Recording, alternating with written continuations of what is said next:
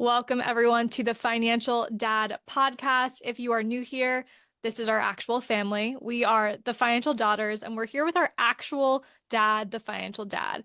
And we're here to bring and create a show for creatives, entrepreneurs, freelancers, independent contractors who really don't understand how finances work. So we're going to introduce ourselves in just a moment, but the topic for today is so sexy.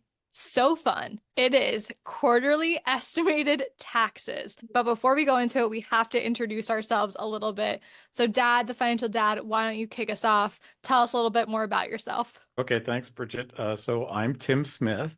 I actually am the father of these two beautiful young ladies you've got in front of you here, Bridget and Hallie. And I have been in the financial planning industry since 1985. It's a long time now, 39 years. And I'm a certified financial planner.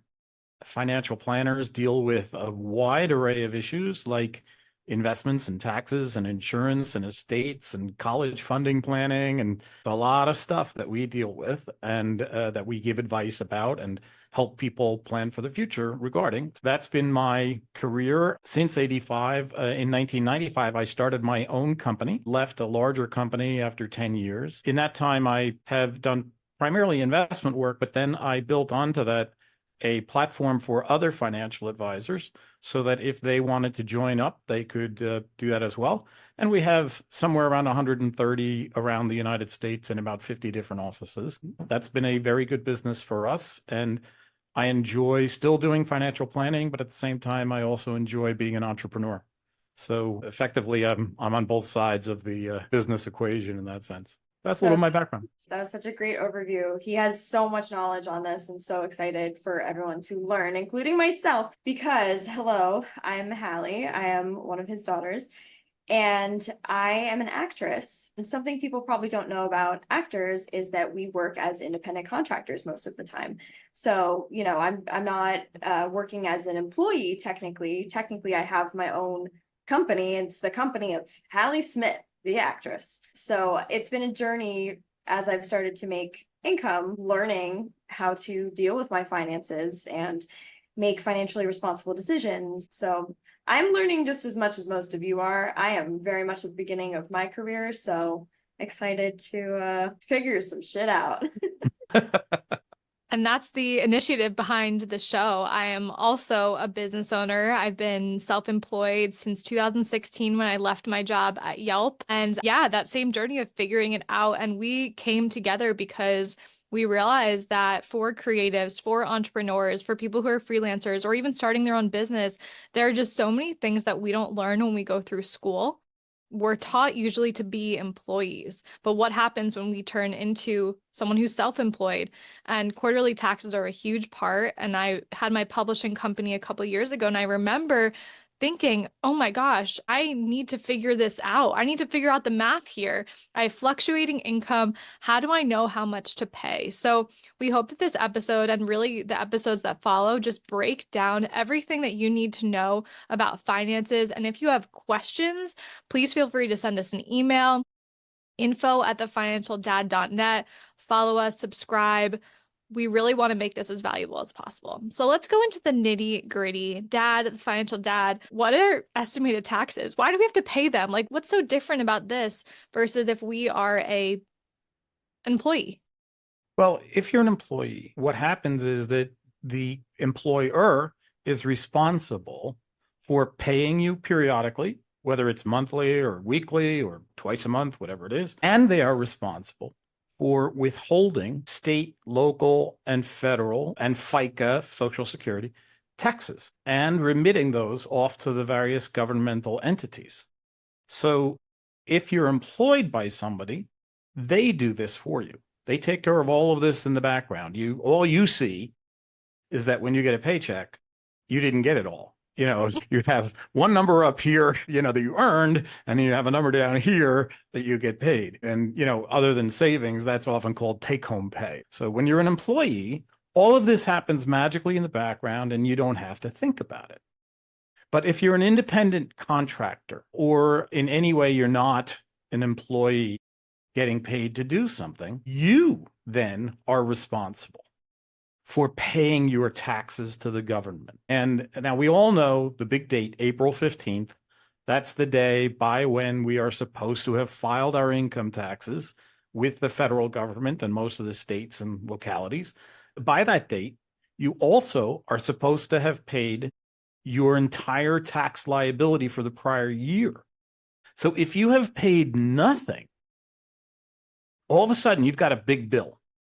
And that bill, it's a lot. It could be a third or more. And what really gets self-employed people is that it's not just federal and state income taxes, it's self-employment taxes, because that's the equivalent of Social Security taxes for somebody who's an employee. You have to pay your part of it, plus you have to pay your own employer part of it because you are your own employer in effect. So Whoa. you pay like 13 or 14% income taxes for the Social Security portion of it on top of whatever you pay in federal income taxes, state and local income taxes. So self-employeds pay into Social Security the same way that employed people do. People who get a W-2, they pay into Social Security, but they only pay 7.65% of their income. Why do we have to pay so Self-employeds- much? What's that? Why do we have to pay so much? Okay, so when you as an employee pay 7.65%, the employer also pays an additional 7.65% So to your basically- Social Security account. Basically, as a self-employed person, you are the employee and the employer. So you're paying both parts Sides of that tax. Does I this did not change know if that. you are okay, so like I know we're gonna probably talk about business structure and invite a professional on to talk about business structures at some point, but if you're an LLC, it's the same, but if you were an S corp, does this change the way that you have to pay quarterly taxes? Do you still have to Well, pay them? the issue with both an LLC and an S corp, or a partnership for that matter, they're called pass-through entities because the net profit of it just passes through to you. Okay. If you don't pay yourself a salary as an employee of the company, then you don't pay any FICA taxes. You don't have to pay the Social Security tax. Now, there are a couple of downsides. First of all, eventually the IRS is going to question it. You can't just do it forever. You can't go, just have an LLC, have a net profit every year, and pay income taxes on the net profit only and no self-employment tax of any kind. Eventually, they'll catch up to that. The second problem is Social Security as a system and its payout are based upon what you pay in over time. So if you don't pay into Social Security by doing what you're talking about, in theory, you would have no Social Security benefit waiting for you at 62, 65, 70 years old. It's primarily the last 10 years of your earning life that Social Security is based upon. But in effect, you're giving up on some Social Security if you're not contributing into the system.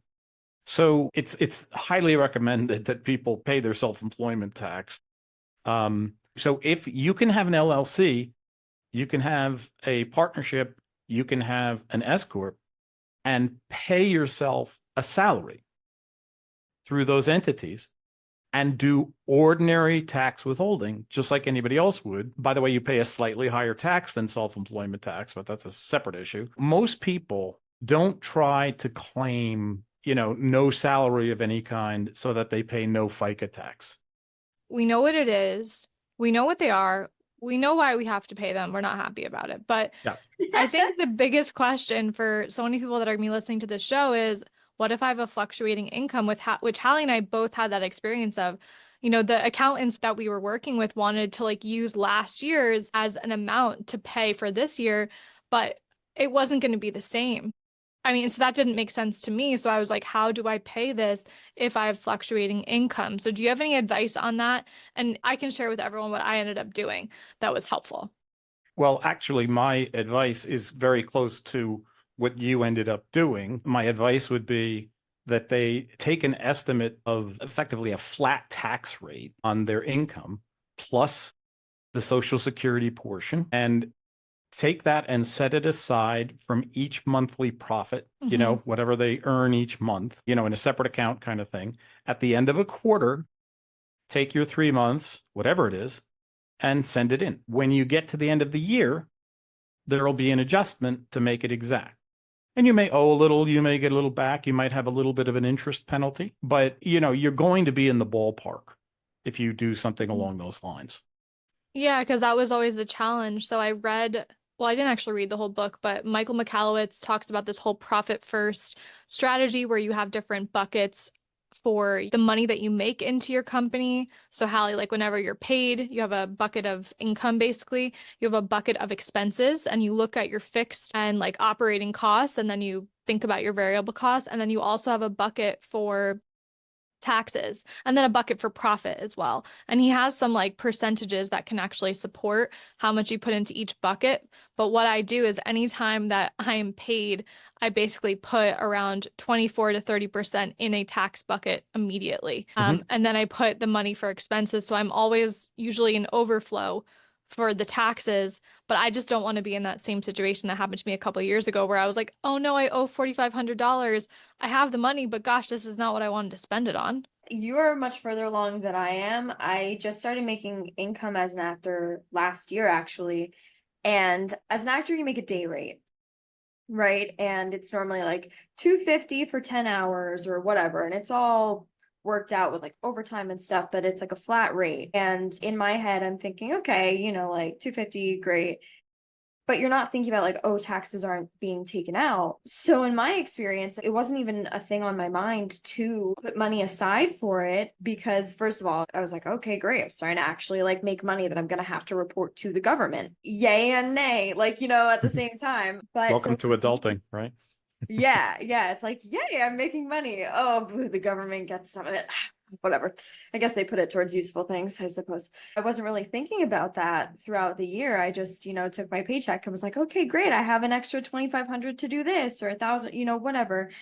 And, come tax season, it's like you owe money back to the government because you never paid taxes on that. So this year, I owed even more in taxes and I only received a quarterly estimated tax estimate for the second half of the year and I straight up forgot to pay them. I think I paid the last one for Q4.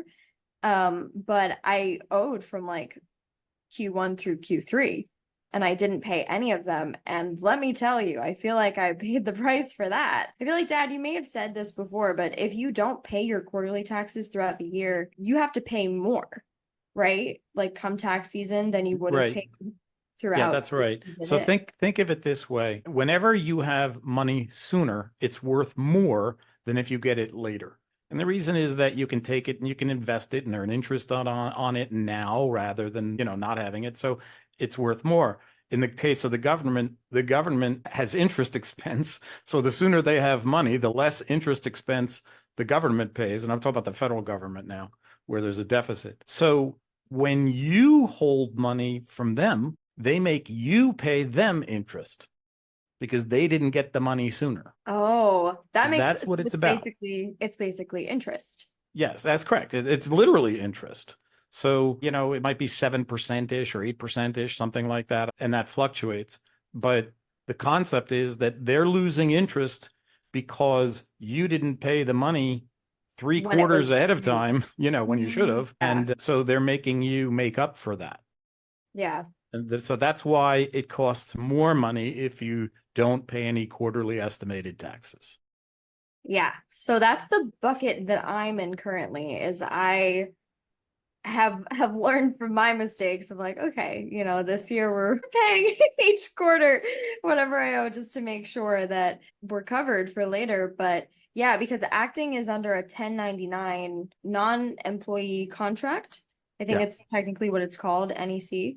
So yeah, you technically are working as a business owner, and that means that you're gonna owe taxes like that. And I just didn't.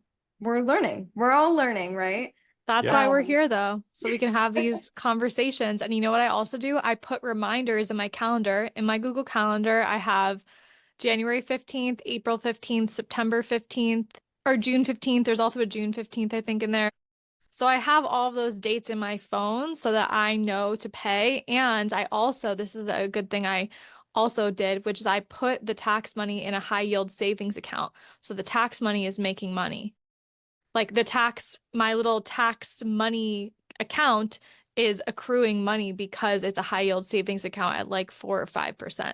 Hmm. So that's another thing that people could be doing to support themselves in that process. So that's the point of you having the money before the government. You can earn interest on it until you have to give it over to the government. I So love that. good cash management. We're playing the system. Okay, other things that people might be thinking about or asking themselves is how do they know how much to pay? We kind of talked about that, but what should they be asking their accountant for? Because the accountant sometimes has forms for them to then go and pay.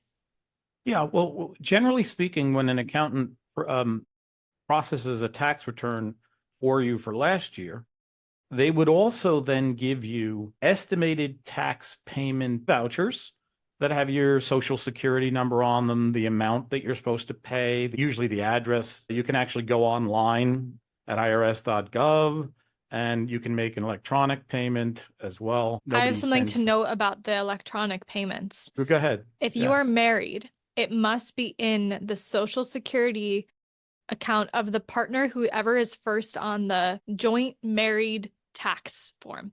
Because this happened to me, I created an account under my social, and technically the government thought I didn't pay at all because it was my husband's social on our joint married, whatever taxes together. I was like, what? That's wild. So that's good for people to know, though. It should be whoever the primary registered person on the account that's the social that you need to be doing all this under. That's Wait, an interesting issue. so just I'm unmarried. So I need you to dumb it down for me just a little bit. The first person, the primary, what does that mean? Like one person's taxes are considered.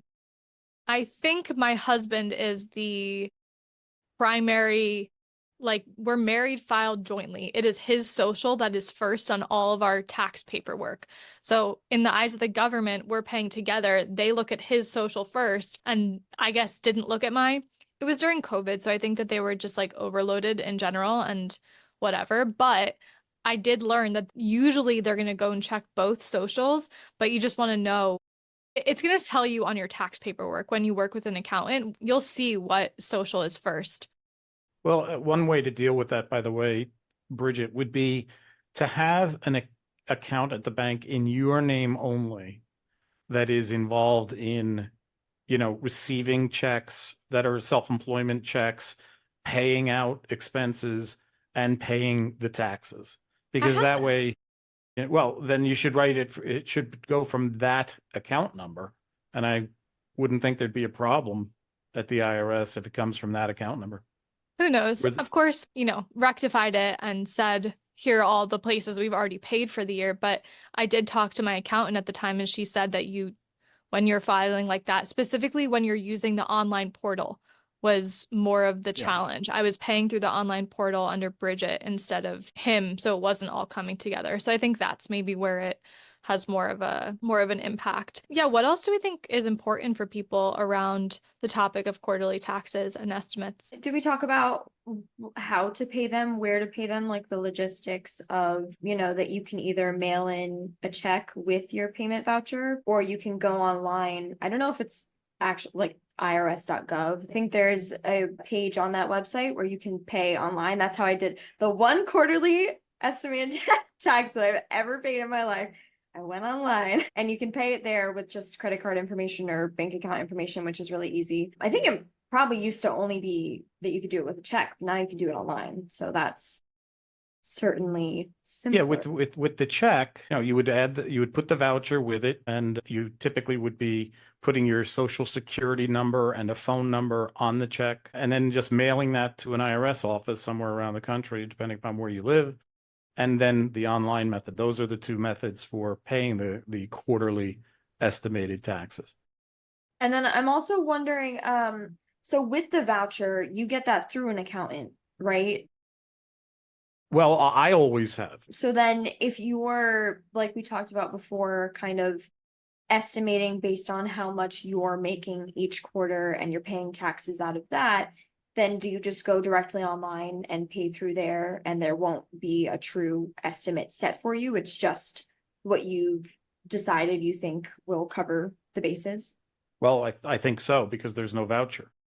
And the voucher is designed. So just so you understand, there is a requirement that you pay, and I'm going to say it's something like 90% of your prior year liability by estimated taxes. Otherwise, there is some sort of an issue, an additional tax or something like that. So, the vouchers are designed to get you to pay enough to be in what you might call a safe harbor, to make sure that you're not going to have a problem with the prior year and that you didn't pay enough and that kind of thing.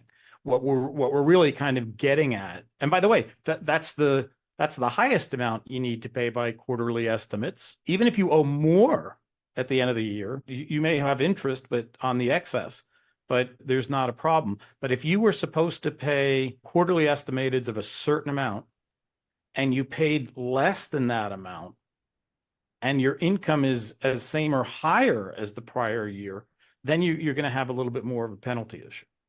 So that's why those estimated tax vouchers are calculated the way that they are. They're designed to keep you from owing even more to the federal government, basically. So the point is kind of to overpay a little bit at first so that if your income goes up a little bit, you might be all right. And then if you do overpay, you just receive a refund.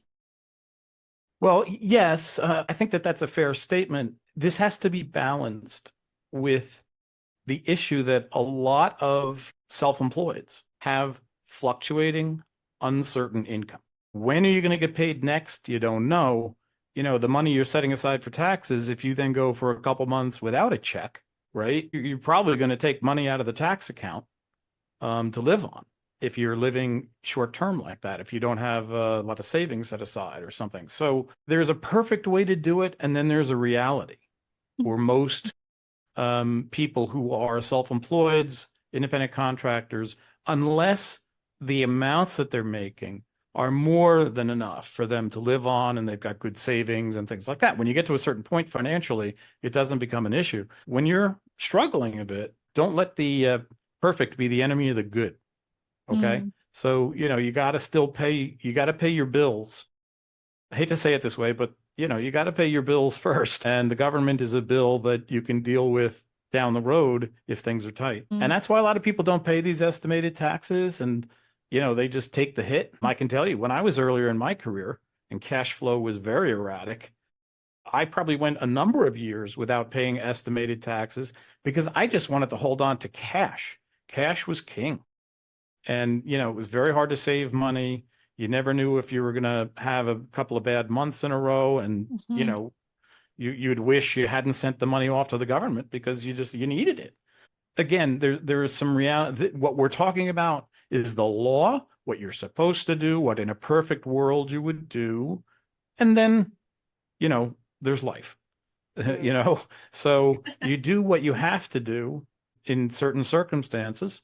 And the government eventually will figure out how to deal with you on it by making you pay more interest, for example. But, you do the best that you can with all of this stuff. And you're trying to stay within the law, trying to make sure you're doing it the right way. If you can, you can. If you can't, do the best that you can. So I would tell people not to lose sleep, over it, because it can be anxiety provoking when things aren't going that well.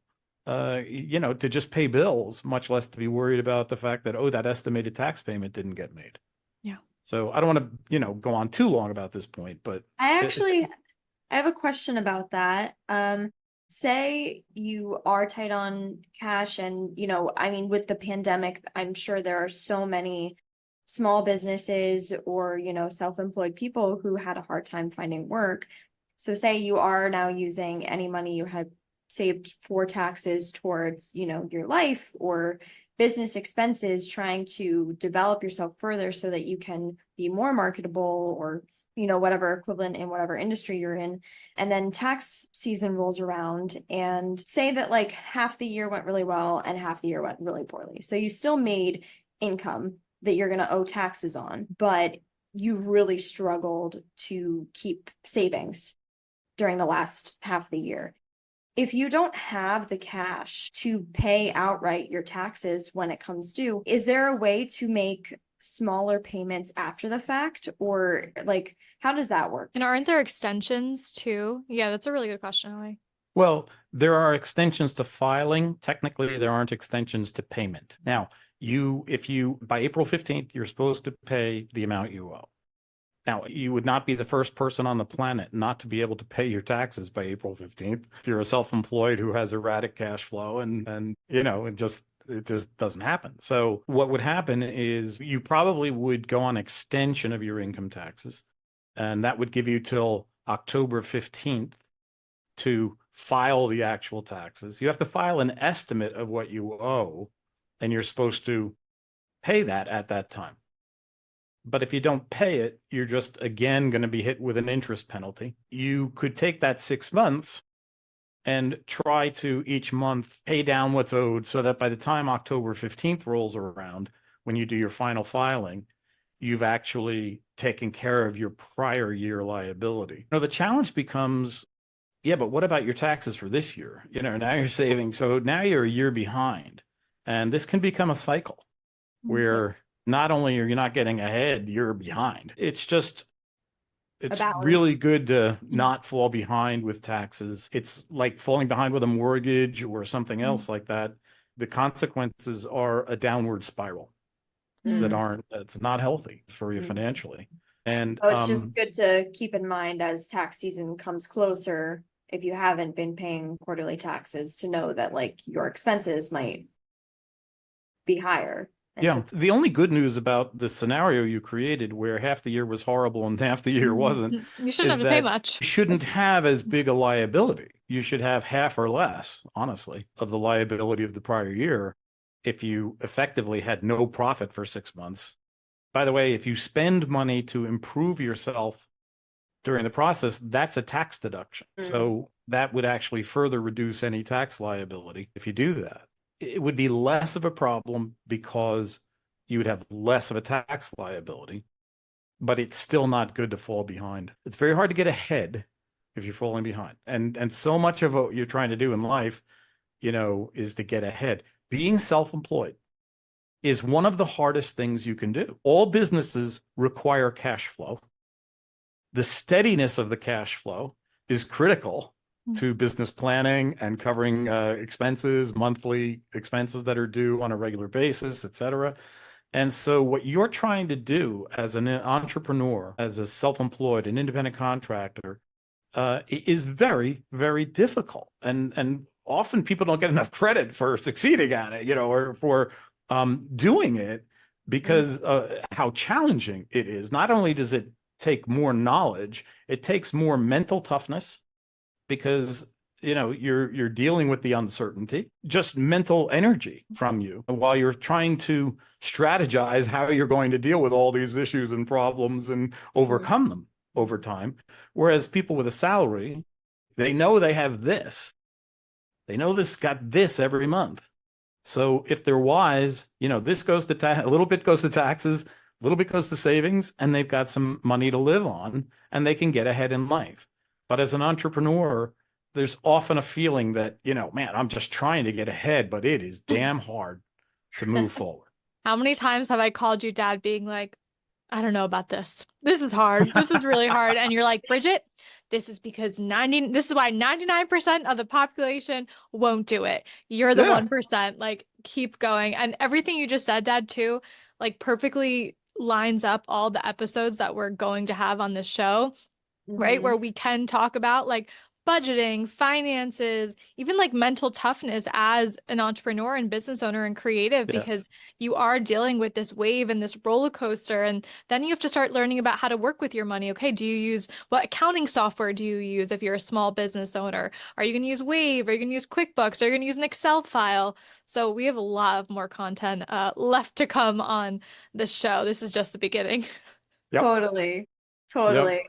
So Lots. if you've made the leap and are, creating your own company, being your own employer and employee, congratulations, because that is like half the trouble. And hopefully, throughout this series, we can just illuminate everything else and make it a little less scary.